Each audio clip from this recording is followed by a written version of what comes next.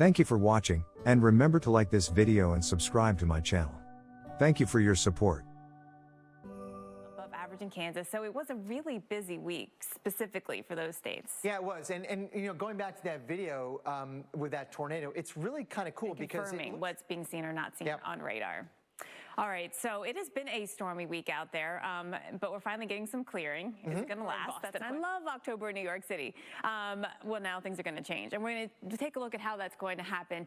In the South, too, for a lot of us, it's been a great week. You had the boat out yesterday in Nashville, right? You were walking down Broadway, loving life with the weather. Now it is raining, and there's actually more to come because you can see where the back edge of all of the showers and storms back into western Arkansas.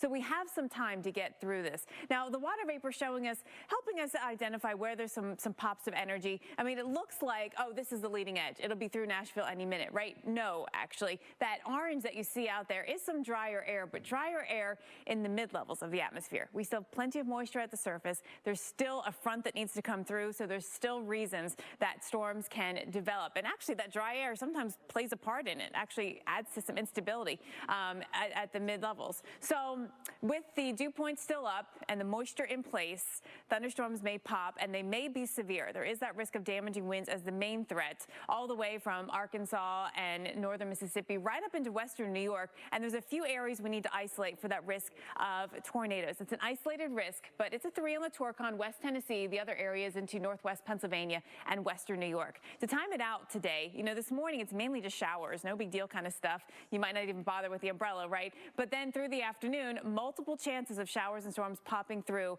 St. Louis finally by 9 o'clock tonight. We cleared all out, and that was our last shot of the rainfall. But in the Northeast, we're just getting started, Greg. Just getting started, Jen, and that weather that you've sort of been monitoring in the southern plains and Midwest coming eastward, unfortunately for the weekend. Yeah, let's have a look. That's the worst timing. That's not good timing, Yeah. but today we'll get away and we're good. Yes, we are good. Enjoying those warm temps. It's sort of a gift to have temps this warm, actually, this late in the season, right? It really is. I mean, it's up near record levels in a lot of spots. You know, what's been the hallmark of this first half of October, Jen, you brought this out perfectly, is that it's not so much that it's been so warm during the middle of the day, it's the overnight lows have been so warm. That's really been the story. And that's keeping us really mild. Atlanta, today, you'll hit mid-80s. We'd hit 85. I mean, it's not impossible. We did it October 1st the last time. We typically see our last 85-degree day in September. Yeah, so we're running warm late into the season, and that's characteristic of many locations, certainly east of the Rockies. But, you know, we are seeing that today. This is sort of the overview with the big ridge and the warm air there. But in the west, it's starting to cool down. We saw snow yesterday in South Dakota. Yes, and so, you know, this front has been the dividing line, and that's where temps, if you're out ahead of it, are going to be warm. I mean, look at Charleston, 85 degrees. Good beach day for you again there. Yep. Folly Beach. We'll take it. Jacksonville, Amelia Island, Florida, one of the many places that I go to for vacation. I love North Florida. It's awesome. Well, today and tomorrow are actually going to be warm days. Perfect. And we have record highs in play for many other locations in the Southeast and Mid-Atlantic and Northeast today. I mean, look at Baltimore. Our temps are going to be up close to record-breaking temperatures, mid-80s for you. Today in Tampa, we should come close. 93 the record, 90 the forecast, so within 3 degrees. Yeah, a lot of other places in the Southeast are going to be flirting with record highs. If you don't get there, you'll be real close. All right, so for Asheville and Nashville, we are not just looking at those warm afternoons, but the overnights. And could we see temps in the freezing territory? I don't think so. It's going to be close. It's going to be a reminder that fall is on the way. We have some time to get to that. Indeed. The first freeze, obviously in the South, we don't get it until November or beyond. But in the West and in the Northern Plains, Midwest, Northeast, you know, now's about the time we see it. Yeah, and we haven't in many of those spots. It's all happened so far in the West. That's where we had dips in the jet stream. If you look at a place like Minneapolis, we haven't seen a first freeze yet, and we typically would by now. By now. And many other locations as well. We've had, the thing you mentioned now that I think is really important is how warm, certainly the first half of October has been during the nighttime. Yeah. Not so much the daytime highs. Yes, it's been warm, but the overnights have been so warm. Yeah, I mean, that's such a huge part of the story. It's not even freeze we should be tracking. How about getting into the 40s? I mean,